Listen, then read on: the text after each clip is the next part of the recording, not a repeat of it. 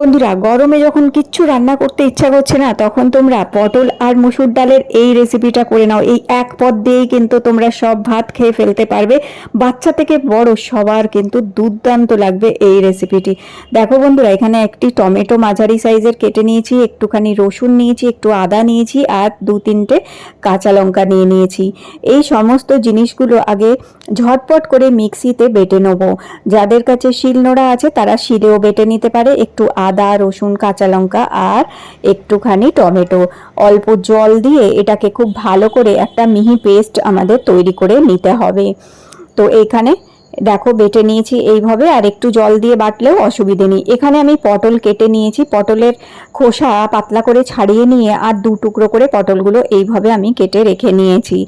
একইভাবে তোমরাও পটল ধুয়ে পরিষ্কার করে এইরকমভাবে খোসা ছাড়িয়ে 2 টুকরো করে লম্বালম্বিভাবে কেটে নেবে।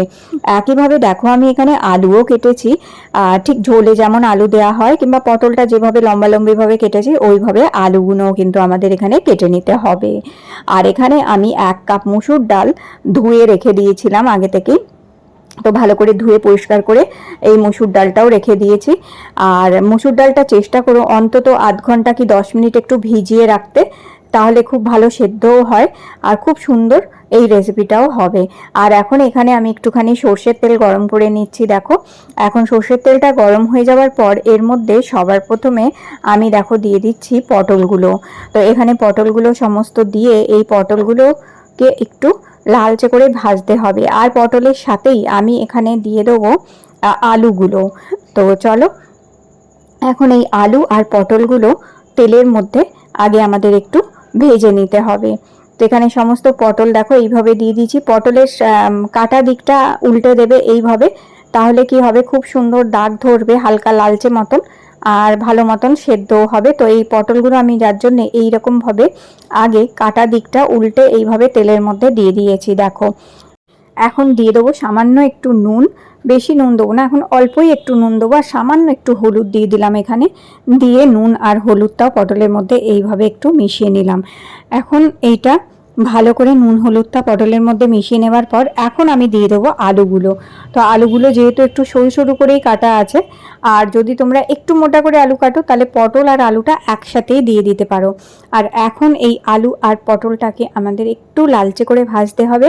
লো টু মিডিয়াম ফ্লেমে ভাজবো, তাতে কি হবে, খুব সুন্দরভাবে সেদ্ধও হবে আবার খুব সুন্দর গায়ে রং ধরবে এবং ভাজা ভাজাও হবে। তো দেখতেই পাচ্ছ এখানে আলু আর পটল কিন্তু ভাজা হয়ে গেছে, সুন্দরভাবে দাগও ধরেছে। তো এইভাবে ভেজে নেবে। আর এবার আমি এটাকে একটু তেল ঝরাবার জন্য এইভাবে তুলে রেখে দেবো, যাতে এক্সট্রা তেলটা ঝরে যাবে। কিছুক্ষণ রাখার পরে এই পটল আর আলুটা তুলে নিতে হবে। আর যেই তেলটা থেকে গেছে তার মধ্যেই আমি দিচ্ছি জিরে ফোড়ন আর তেজপাতা ফোড়ন।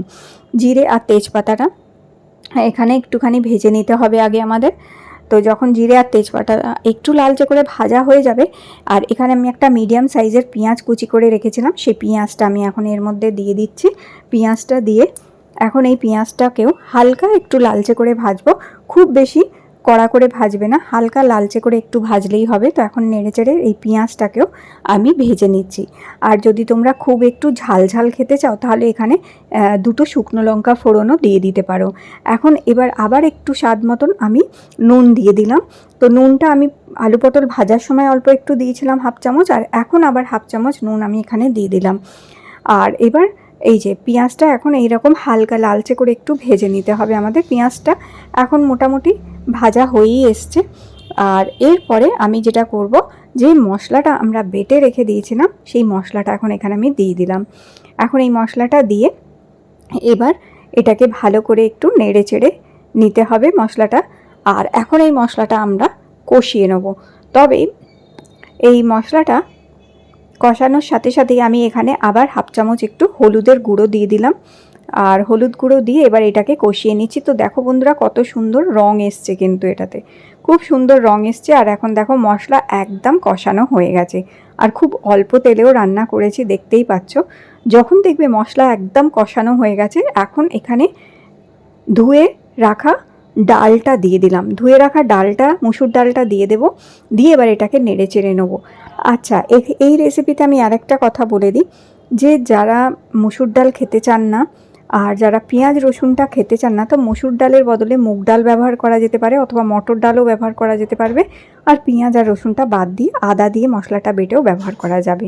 এবার এখানে গরম জল দিয়ে দিতে হবে মোটামুটি 2-3 কাপ মতন, কিংবা পরিমাণ মতন একটু এখানে গরম জল দিয়ে দিতে হবে, যাতে ডালটা ভালো মতন ডুবে যায়। আর ডাল তো সেদ্ধ হতে একটু সময় লাগবে, তো সেইভাবে পরিমাণ মতন 2-3 কাপ, বড় কাপের 2-3 কাপ জল দিয়ে ভালো করে মিডিয়াম ফ্লেমে এখন ফুটিয়ে নিতে হবে। তো এখন দেখো এটা ফুটে গেছে, আর কত সুন্দর ডাল কিন্তু সেদ্ধও হয়ে গেছে, খুব সুন্দর এখানে ডাল কিন্তু সেদ্ধ হয়ে গেছে। তবে ডালটা খুব বেশি ঘাঁটা ঘাঁটা করবো না, এরকমভাবে ডালটা যখন সেদ্ধ হয়ে আসবে, এইরকম ঠিক যা সেদ্ধ হয়ে গেছে, এই সময় আমি এখন 1 চামচ গরম মশলা দিয়ে দিলাম।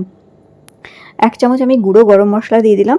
তো যারা গুঁড়ো গরম মশলা খান না, ওনারা এখানে যখন ফোড়ন দেব সেই সময় গোটা গরম মশলা ফোড়ন দিয়ে দিতে পারো, অথবা গোটা গরম মশলা শিলে বেটে নিয়ে সেই গরম মশলাও এখানে দেওয়া যেতে পারে।